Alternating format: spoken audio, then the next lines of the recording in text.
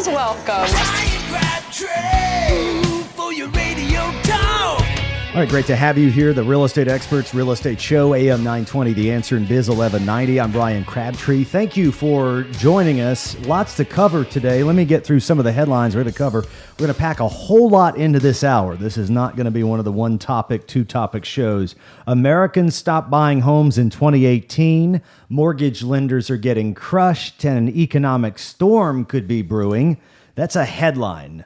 What is the veracity of that headline? We'll get into that in just a bit. Plus a 32% increase in crime in Atlanta, particularly in some of the higher end North Atlanta areas, and the city and the government. They're laughing at people who are getting robbed blind. What gives? Plus a tax. You go online, download a photo, download a movie. You could be paying a tax on that if Georgia's Dome of Dummies, the Gold Dome of Dummies, has their way. And if we have time toward the end, I want to read you a couple of the questions. I'm going through my every 5-year Georgia real estate license continuing education. And I look at my wife as I'm taking this on a computer. I'm going, no wonder these agents in the marketplace across the state are so dumb. I mean, the questions are dumb. The answers are dumb. And the depth of what most consumers demand and desire this day and age from realtors or real estate agents is nowhere to be found in continuing education in Georgia. Just how dangerous is that for you? All coming up today on the program. But before I get into that, something that sounds completely off topic, but trust me, it isn't. Here's a headline. Lufthansa looks to sue passenger who did not turn up for the last leg of their journey in their crackdown on a trick to dupe the airlines and get cheap flights. That's a story from Daily Mail. Somebody, well, that's a tabloid. No, this is a true story. The Lufthansa, it's an airline, and they're not an American. I think what are they, Australian? But they fly in and out of Atlanta. Some they fly in and out of the United States, international travel.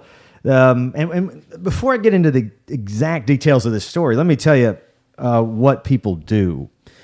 Because the airlines have to shift their people around and spread them all out, like if everybody's flying into New York or everybody's flying into Atlanta, then you have to have all these planes concentrated in Atlanta. And sometimes flying from Atlanta to New York or Atlanta to Munich or maybe Lufthansa, I think they're actually German. I'm pretty sure they're German. So you spread it out. So you have connecting flights that maybe go from Charleston, South Carolina through Atlanta to Memphis, right? Which could actually be cheaper than flying from Atlanta to Memphis because the airline actually needs all the available seats that they can from one leg to the next in the hub for final destinations.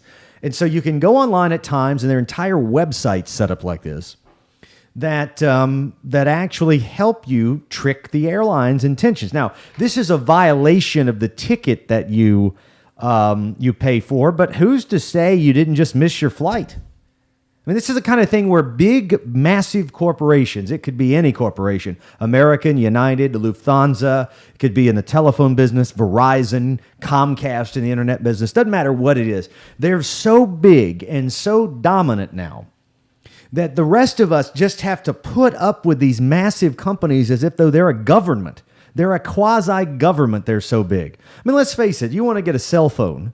You've got T-Mobile, Verizon, and AT&T and Sprint. That's it. I mean, there's a lot of other little players out there, but that's it. And they all tend to sort of take the same shape. In my opinion, T-Mobile has a little better customer service, but AT&T, Verizon, terrible. So you become like, it's not just the United States government or the Georgia government or the Atlanta government now. At every layer of our lives, the necessities to survive, it could be air travel, it could be telecommunications, it could be insurance, anything. There's been this massive consolidation over the last 3 to 5 decades. And now we have multiple governments, not just the federal, state, and local, but the federal, state, local, and then the business governments that control the industries in our lives. Air travel is no different. There's been so much consolidation. And so people tend to figure out ways to game the system, and I don't blame them. I do it where I can. I do it every time I buy pharmaceuticals. I do everything I can from pharmacy to pharmacy, trick to trick that's legal to try to figure out how to pay less for those pharmaceuticals, because God forbid those middlemen in the middle are trying everything they can do to drive the cost up. So in this Lufthansa deal, this passenger basically looks at a flight, and I don't know the exact details of the flight legs, but it was from New York to Germany. And so let's say that the New York to Munich flight had a stop in Frankfurt, but the New York to Munich flight with a stop in Frankfurt was $1,000. But the flight from New York to Frankfurt was $1,590 or something like that. I don't know the exact numbers here. So it's a $590 savings, high-speed trains in Europe. You book the flight round trip from New York to Munich.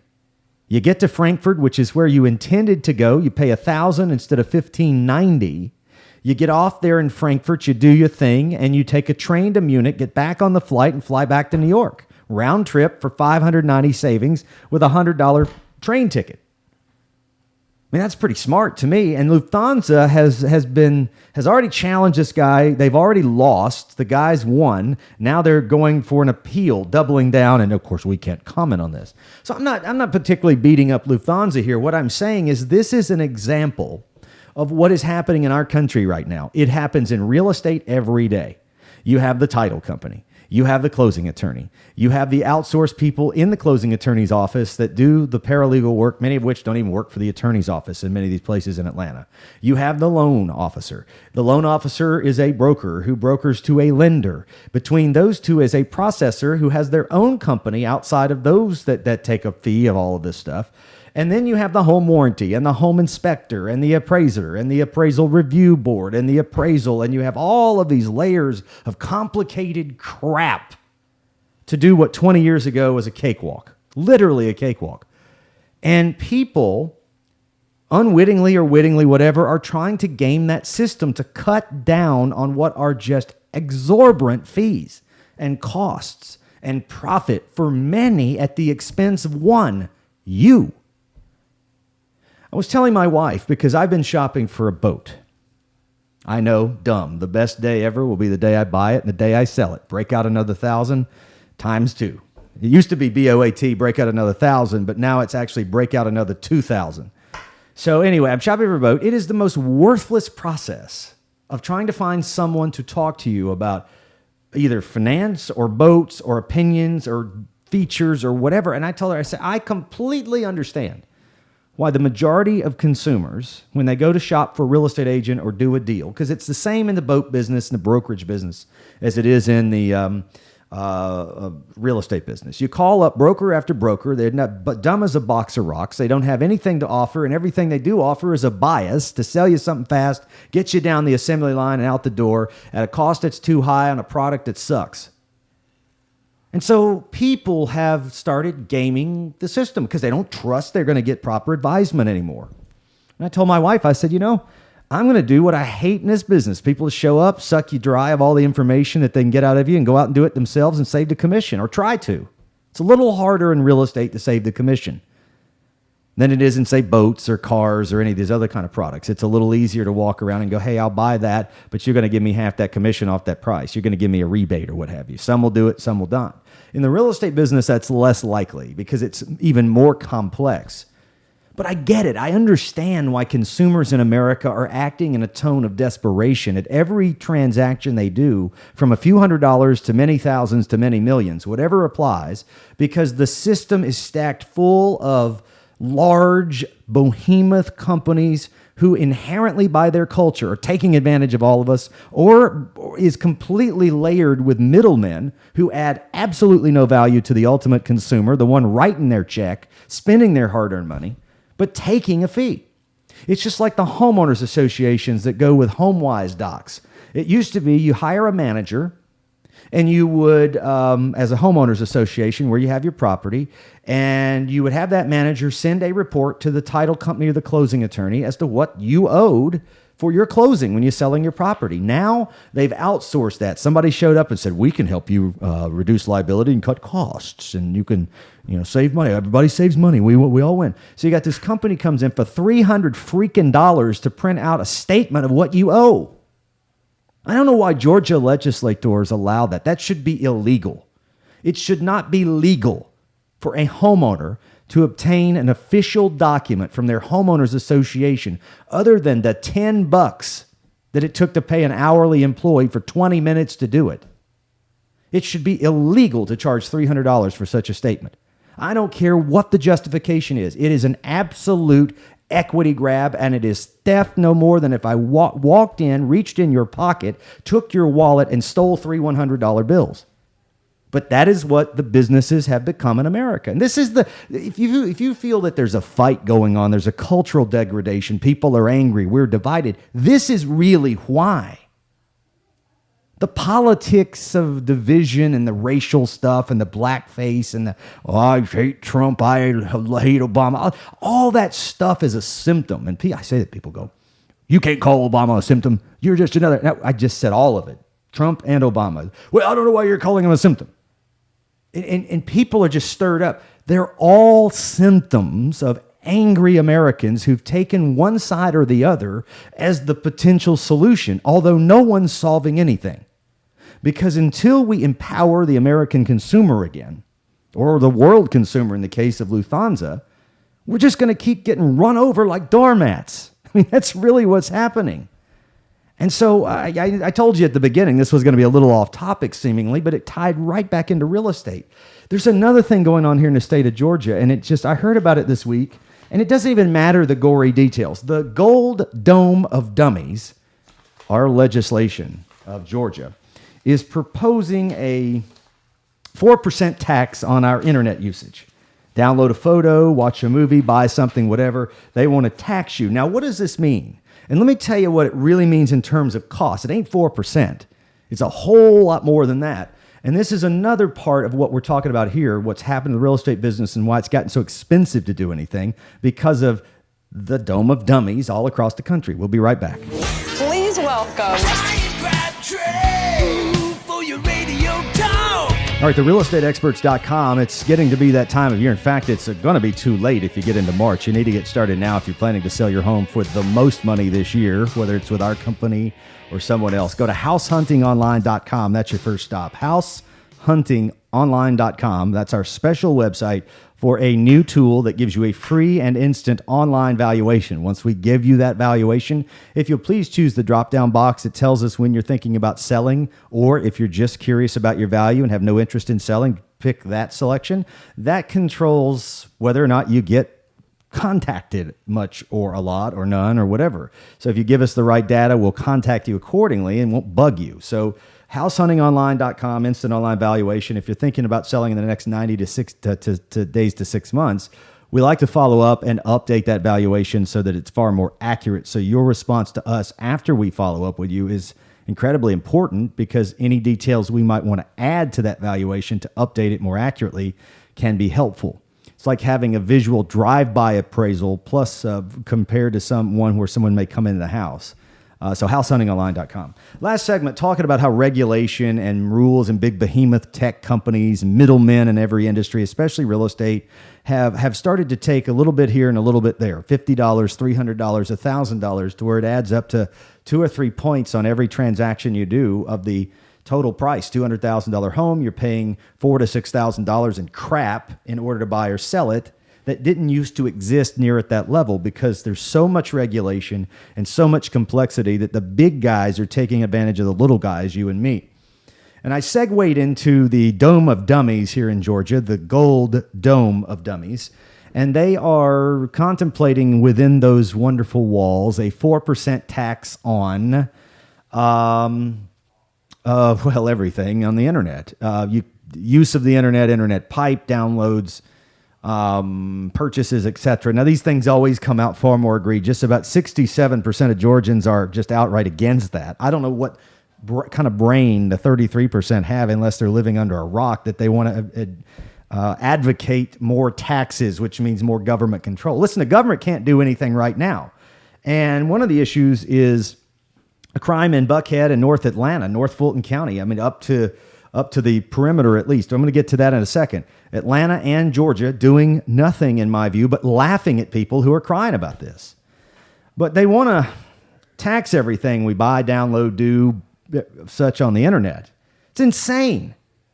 Now, 4% tax on stuff, they're trying to get at the Amazons, but what ends up becoming of this is in order for the internet environment to function and sell a product in Georgia, it's not just the 4%. That's kind of negligible. It's the accounting of the 4%. I don't think I have a sales tax license, although I don't pay sales tax because I don't sell retail items in Georgia very often. But in order to just account to have a sales tax license to be able to do certain kinds of business online across the country, you have to have that sales tax ID. And the reporting of that takes me at zero, maybe 30 minutes a month. Now, that's not a lot, but imagine when you have 1,000 sales and you're doing all 50 states, and all 50 states have a different regulation.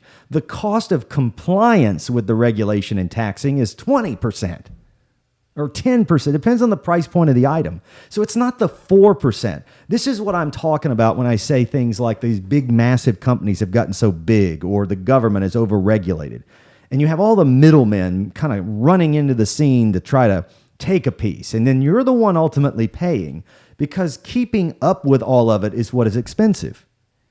And it also creates such confusion that the average consumer can't find, you can in real estate with me and my team, but generally speaking, can't find someone to help them muddle through all of it.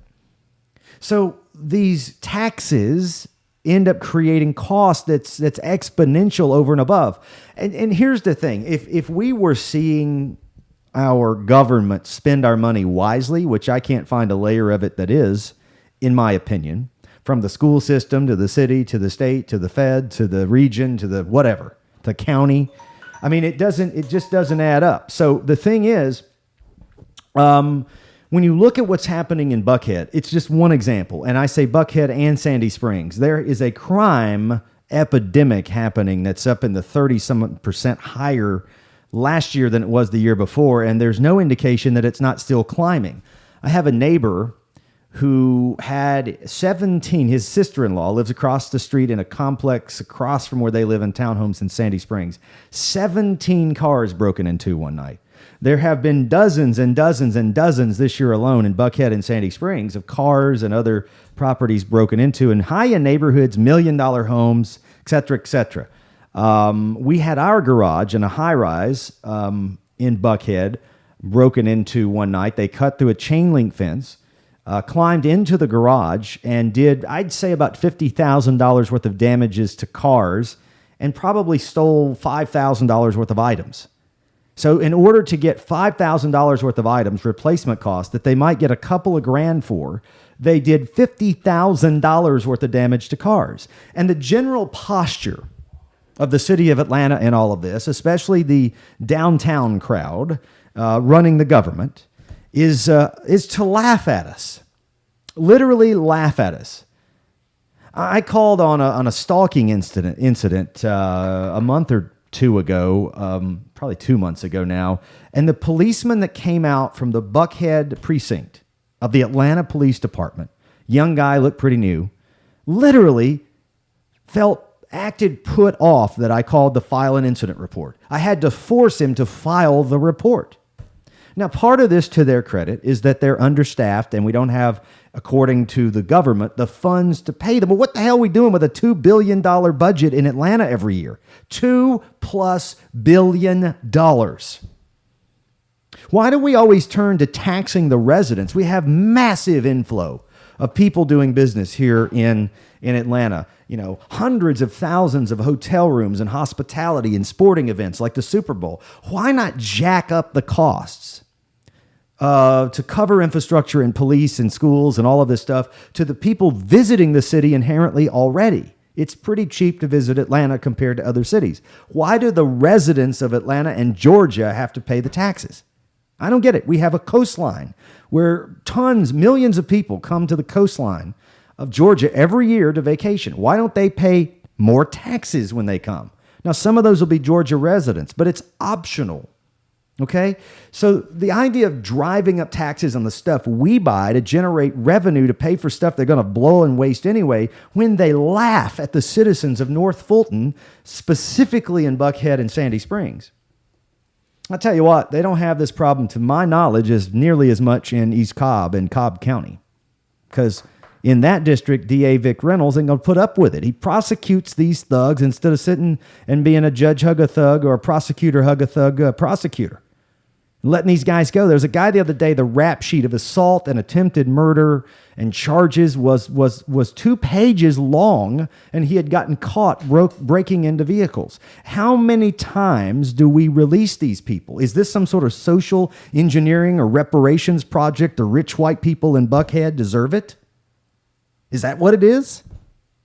I mean, that's what I hear a lot. They laugh at people of all races, creed, color, background, national origin in Buckhead, that those rich folks are up there complaining about their little Mercedes getting broken into and losing their iPad, and there's people who can't even put food on the table in downtown Atlanta. Well, the best hope to cover and help the people in downtown Atlanta is to keep the healthy parts of Atlanta healthy and paying taxes and feeling like they're getting something in return. Now, I'm not saying white myself. I'm referring really, let me qualify that statement as people get all bent out of shape. There was a Nextdoor article, and this is where that phrase, all the rich white people in Buckhead, came from. And some lady posted that they've been in Buckhead 20 years, and she's thinking, we're thinking about moving, and we're wondering where we should go. And they were saying East Cobb, where the schools are even better, and there's less crime, and the neighborhoods are more, quiet and peaceful, or whatever the words. It was just all descriptive about really no or less crime. And one guy chimed in with virtually the commentary I just mentioned. That's such racism. It's racist. You just racist woman. You're just wanting to get away from all the people that don't look like you in Buckhead, because that's who you're saying is doing all the crime. Well, technically speaking, I don't want to get into a racial debate about who's committing these car crimes in Buckhead. That's not relevant to this discussion. If we want to have that debate, don't open it up, because I'll win it with the facts. The facts are that people are coming from a certain part of Atlanta and coming into certain other parts of Atlanta, regardless of their race, and robbing people blind. And people who are getting robbed blind or seeing their neighbors get robbed blind are thinking about leaving. And this is what happens to places, like Detroit, that go bankrupt. And so to turn this into a racial discussion, that's what the city is doing, not me. They're laughing at people in Buckhead and Sandy Springs who pay $10,000 and $20,000 a year in taxes on their property, who are part and a thread and a fabric of the community because some thugs come in from somewhere else, and thugs can be of any race, and rob them for an iPad, doing $10,000 worth of damage to a nice car they've earned with their hard-earned money.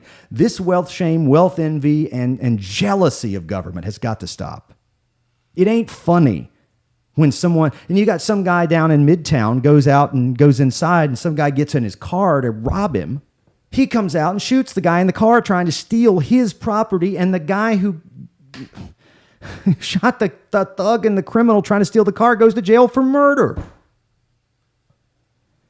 This is the kind of stuff folks got to stop. And when we had that thread where I think the innocent lady, simply worried about her environment, was saying, where should I go? What should I do? And she was called a racist by some dumbass, I chimed in and let him have it. And then the Nextdoor app, which is this community app, I put 3 different posts. They blocked one of them. It's, this violates you. You can't make somebody feel bad on here. I unsubscribed from all that crap. Because I'm tired of listening. You try to have a dialogue, and you've got these liberal tech companies that want to shut down anything might feel bad. A lot more to do. Coming up, the state of the housing market. How good or bad is it? Next. Please welcome TheRealEstateExperts.com online. That's our complete website. Full search, full details, blog, radio show, content, information, help, financing. It's all there. TheRealEstateExperts.com online. If you're thinking of buying or selling a house, reach out to us there, please. Americans stopped buying homes in 2018. Mortgage lenders are getting crushed, and an economic storm could be brewing.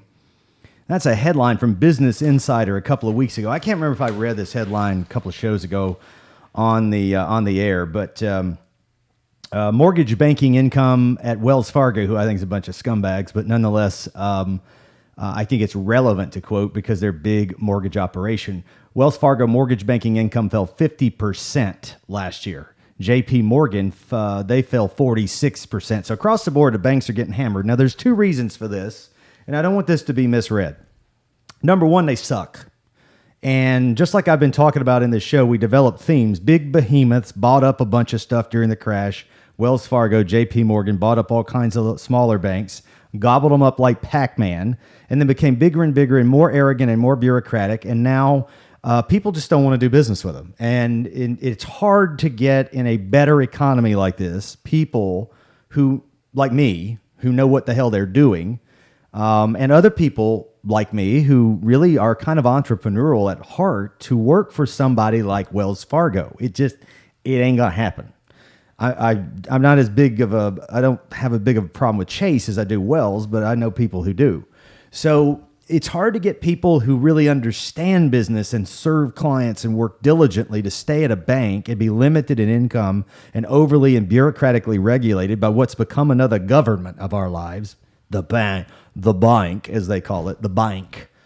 And so they leave and they go open up their own mortgage company, affiliate with a smaller, more nimble mortgage operation, or the return of the mortgage broker who can broker to multiple lenders or banks and pick the best one for the client they serve is coming back. So that's part of the problem. But the natural result of what's happening in the market today is much bigger than that.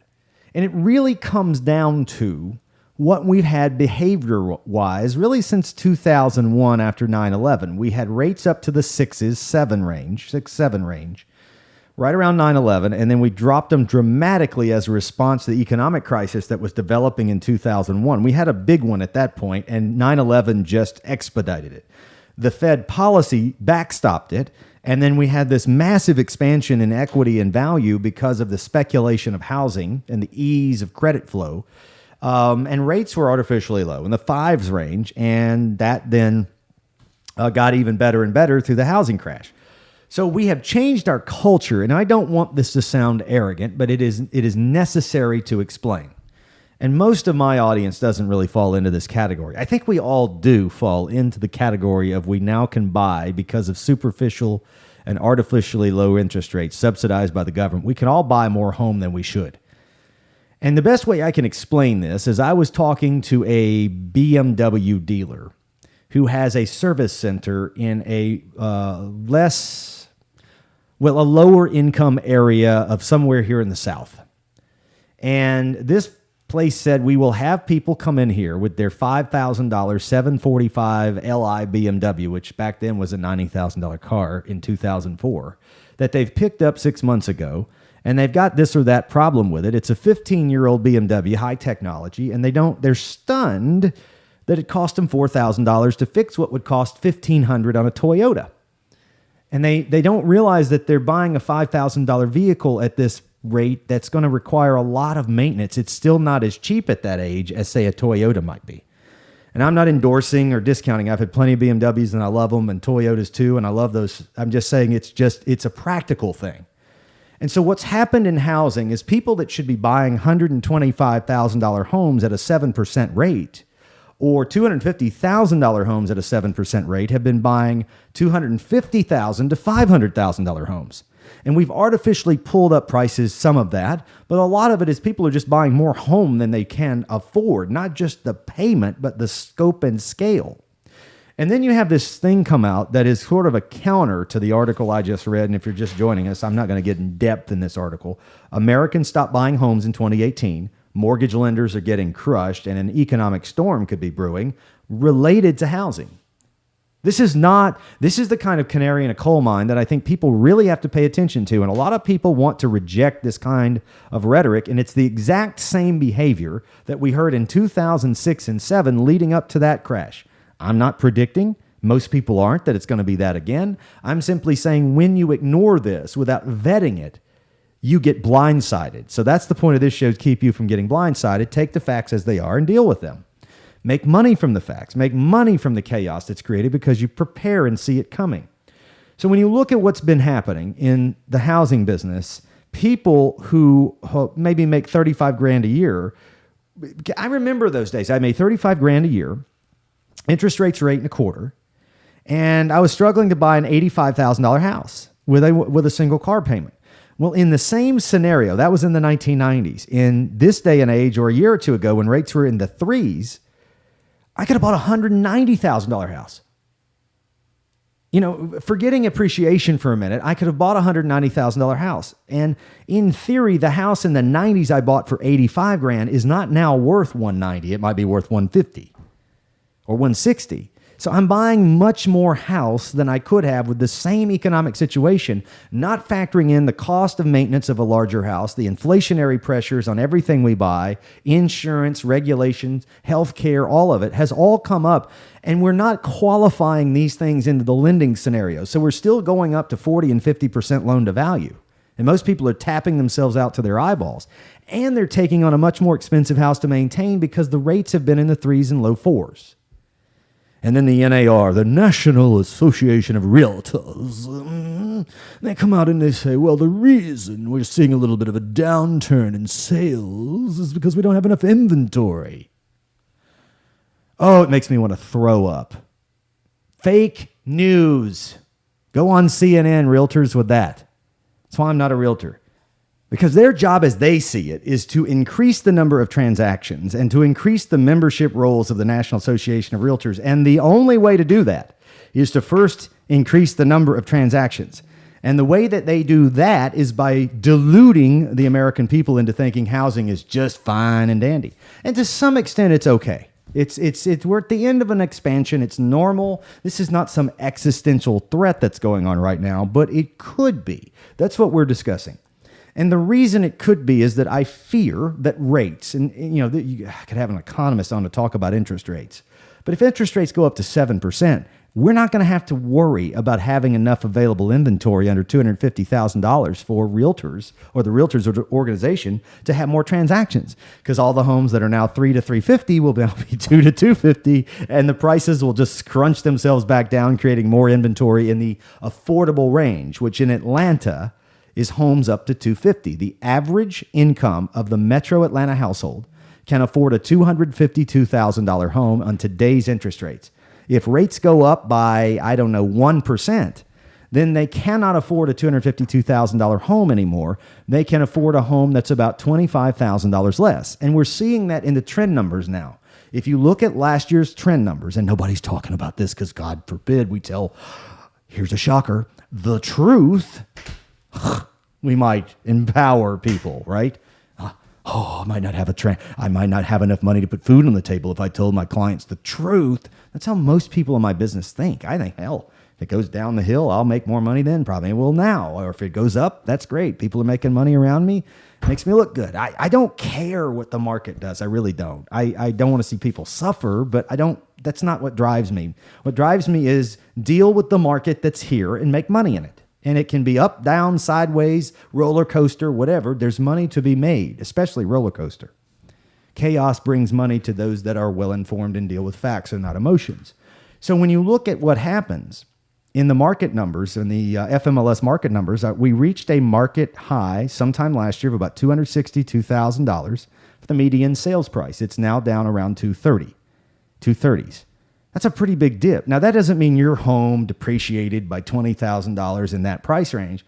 That just means that because of the fact that the interest rates went up about a point there for a while, that the affordability came down commensurate with that, and the number of people buying at 250 went down, or 260 as the median. And median means half the purchases were above that number and half the purchases were below that number. The average sales price didn't go down that much. And to me, average sales price is always a better indicator of true value, because behavior subject to interest rates is reflected in that median number. So there's a downward pressure on the market. So what happened last year is we ate up the gap between what someone could afford and what they were actually buying. They could afford 250, but they were buying 230, or they could afford 280 and were buying 250. And when the rates went up, they bought the most they could afford, which creates less stability looking forward. So what we're going to see is a humbling of long-term, super low, government-subsidized interest rates over the next 5 years. That means rates must rise. even in the economy doing great, if this economy sticks, which the confidence numbers are there, Trump approval rating to 52% this week, 52%. That's 4 points higher than Obama in the same time during his presidency. So that's an indication that people are starting to see the product of less regulation and better economic policy. Not great economic policy, but better. And if that continues, let's just be optimistic. I'm not saying it will. If that continues, then rates will continue to rise and housing prices will come down. And that's not necessarily unhealthy. That just means things go on sale and you can buy something better now for less money than you could a year ago. That's the worst case scenario. The worst case scenario is we have another big economic crash by some outlier problem or war. But that's not, I'm looking at the realm of the predictable here. There's always the unpredictable. So that's the reality. I want to get into something next that I think will be very valuable to you. We've talked crime, we've talked policy, we've talked bureaucracy and regulations, but let's talk why most people, if asked what they think of the real estate agent community, realtors or whatever you want to call it, well, they think we suck. And I want to read you a couple of questions on the real estate continuing education. They'll just stun you. Next. Please welcome. It's great to have you here. If you're thinking of selling your house this year, now is a great time. Well, rates have come down. We talked last segment about how rates coming down have reinvigorated the market. It had been slow the latter half of last year after having a stormy first half in a good way. And that was because rates went up. Then rates came down in December. We've had a lot of good activity this year. And when rates go back up again, we'll see that stifle the market. It means you'll get less for your home, more than likely, with a few exceptions. So find out what it's worth now in today's market at househuntingonline.com. It's a free and new tool, instant online valuation from our website products. It's househuntingonline.com, househuntingonline.com. So I'm at that 5-year point. What is this? Third time I've had to take continuing education in the state of Georgia to keep my real estate license live. And you go online, you take these classes, and some of it's good, and some of it is not so good at all. In fact, some of it causes me to lose hope in humanity. So here was a question that I printed a couple of these off. How do young adults generally feel about home improvements? The question had 4 multiple choice answers after the context. Now, again, keep in mind, and I'm learning this, the more well-heeled, the more of an author and a speaker and an analyst of real estate I become. When I go back and take the state-required or group-required tests, some of the information in it's just flat out wrong. It's just wrong. So it doesn't mean... So you have to learn in these tests how to read the information and apply it to the test to pass it, as opposed to actually being accurate. Because the question that I'm about to give you, the 4 multiple choices, they're just wrong. How do young adults generally feel about home improvements? Here are the 4 choices. They would prefer to purchase homes that do not need improvement. That's the 1. Then the second one is they don't mind homes that need a little work, but would hire a qualified contractor. The third one is they may prefer to save money, buy a fixer-upper, do much of the work themselves. And 4, they would buy a fixer-upper, but expect their parents to do all the work. It's a joke answer. I don't, I like to joke around, but I don't think it's a joke and a test. Give me a serious test and don't insult my intelligence by giving me a giveaway. So the answer that was correct, and I bet everybody on this show gets this wrong, the answer that was correct was they prefer to save money, buy a fixer-upper, do the work themselves. Now, what millennial out there is buying their own house, fixing it up? They're busy. They're working. They're back in the work field. They're 30-ish. They're getting a family put together. They bought a house. They don't have time for that. I don't remember the last time somebody came up to a house and went, yeah, I've been looking for a fixer-upper. This one looks like a dog. I can work on this for the next 2 years. That is so asinine. But this is the crap they're teaching agents. The actual answer, in my opinion, and based on my own experiences, which are voluminous, is they want homes that don't need any work at a fair price. That's the answer. I had another one here. What'd I do with it? You lose the garbage tends to make its way to the bottom of the pile, which is what these questions are. I thought I had one more here. There was one, I can't remember what it was now. I know I printed out 2 or 3 of these things. I don't know what happened to them. But there was all these, I remember what it was. There was a question about photography. Now, why we need that in license law, I don't understand. So it's like license law tests because brokers across the state are doing such a pathetic job of teaching their agents how to do, well, anything. that now license law reexamination for real estate has gotten into how to take photos. So here was, I'm going to make this one up, but I swear to you, it was no better than this. When taking photos of a property, in order to make it most appealing for your client, pick one of the 4 answers that best fits. Use your smartphone. Back up a little further and take pictures from a distance so the rooms look larger. Take them at an angle so that they make the rooms look more attractive. Or some question like, I just won't even worry about what the 4th one. The answer was back up and take the pictures from a distance so the rooms look larger. I'm sitting here going, you have got to be kidding me. That tens of thousands of Georgia real estate agents are taking these continuing education training classes, and they're teaching them that one of the answers about photography of a client's home that they're selling is back up a little bit so that the rooms look larger. I mean, that's so element. That's like in the level of photography circa 2018, 2019. That's elementary. That's kindergarten. The answer ought to be go hire a professional photographer that knows what the hell they're doing. Don't use your iPhone 6 to take photos of $1 million home. That's the stuff that it makes sense to me. The other factor that I'm continued to be reminded, it's the things that you don't care about, but you forget, that sometimes bring explanation to the illogical, is that the average real estate agent in America is 57. The millennial population is the biggest population of adults in America at this point. I guess the baby boomers have been dying off. The average home in America was built for baby boomers, which are large and expansive. And the average millennial wants something that's more modern and urban and close to parks and shopping and restaurants and walking and bikes and transportation. Don't judge any of it. Just take the facts for what they are. That's who your buyer is. That's what they want. You're not going to change that. So no need to bash that. The millennials want what they want, and they have the right to want what they want and get what they get. Okay? But the problem is you have all these baby boomers selling, empty nesting, retiring, whatever, and the millennials are going, I don't want that. $750,000 albatross, I got to take care of that. So it actually, the very data in the real estate licensing continuing education is in direct contrast and conflict with some of the very questions like the first one I brought out. And I'm sitting here going, this explains to me why most of the time when someone calls me that's had their home on the market and it's expired from a 55, 60-year-old agent, and I'm 41, almost 42, but I think like a 30-year-old. I'm just kidding. I don't know what that means, but I'm joking about that. I think young and I think old at the same time. I have 1 foot in and 1 foot on one side of the old and foot on. I feel very blessed to be that way. So I can see both sides and make them connect.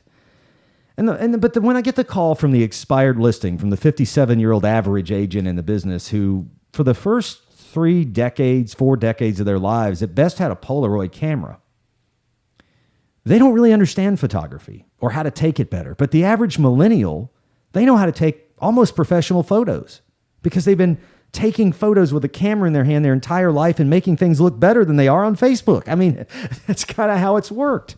My wife and I were talking about this, and it occurred to me, combining with these dumb questions in this training I'm taking and continuing education, and the fact that we were looking at something we had done in the past, and our photo log of our life stops around 2007 or 2008. We have photos.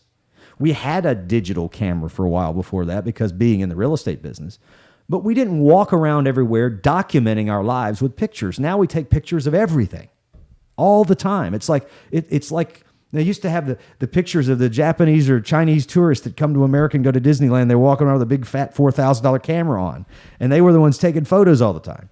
We've become worse than that in America as a whole with our smartphones and other camera devices. But prior to 10 years ago, it just wasn't something we did a lot. We took photos, but not many. So trying to find a photo of a vacation we took in 2006, virtually impossible. Trying to find a photo of a vacation we took in 2014, hell, we got a whole video, 150 photos, maybe more. And that's part of what I don't think sellers have connected to in choosing their real estate agent, and certainly real estate agents, for whatever reason, haven't connected to this, that we live in a world full of photographers and videographers. And when we're putting homes on the market, that's who's buying. Whatever we're selling, that's who's buying. Millennials and Gen X's. That is the market for housing. And Gen Xers are people like me, generally. I'm kind of the average middle of Gen X, or maybe I'm kind of the entry level of Gen X, really. But I think the best you can hope for in Gen X is someone that understands what it was like to grow up without a computer or smartphone or a cell phone, and who had to pull over to a payphone and hope someone was at home to get them on the phone. I get that. I distinctly remember that. Some of you go, well, I remember when you had to call and talk to the operator and do it on a party line, right? I get that. But I'm talking about in the modern era of what we're dealing with technologically. Then you've got this whole crowd that's now out there. That's all they've done is walk around with a smartphone, a digital device, an iPod, something with a camera on it, and they've been online since they were born. Virtually. I mean, my kids were on iPads at 2. So, and even kids, now adults, older, born much before my kids, a decade before my kids, were also the same way. Different devices, but nonetheless, they are accustomed to depending on these devices to instruct and inform them on how to make purchasing and life decisions. And some of them are good at it, some of them are not. And in that world, there's this emotional component that occurs. And in this emotional component, what's happening is they're making quick and arbitrary decisions because there's so much coming at them so rapidly. They don't have time, and this is justified. They don't have time to stop until they trust something or believe in something or have some sort of connection to something to spend much time taking it in. So it's the imagery, it's the visual, it's the video, it's the way it looks, the way it feels that sells anything, whether it's a boat, a car, a house, a computer. That's why Apple puts so much effort into the design, look, and feel of their devices, because when you pick them up, they feel better than a Samsung. Now, Samsung works better, in my opinion, but they feel better. And that's enough because it feels good. And I'm not justifying this in totality. It's leading us into making this country and this world around us a very emotional, basket case, histrionic kind of world. But nonetheless, I don't care about all that in the context of this conversation. What I care about is when someone calls me to sell a home, my job is to take whoever they are and explain this in whatever grade level I have to. Not because they're unintelligent, but because maybe they're not attached to this world. And then to interface the broad masses and make that house and that seller's product feel good, and certainly much better than all the other agents, the 57-year-old average agent who doesn't know how to take photos and took the test and answered the question correctly but doesn't know crap about it. That's what's important this day and age. TheRealEstateExperts.com online, and don't forget your free instant evaluation, househuntingonline.com. It'll give it to you while you're on the website if you put in your address. Have a great weekend.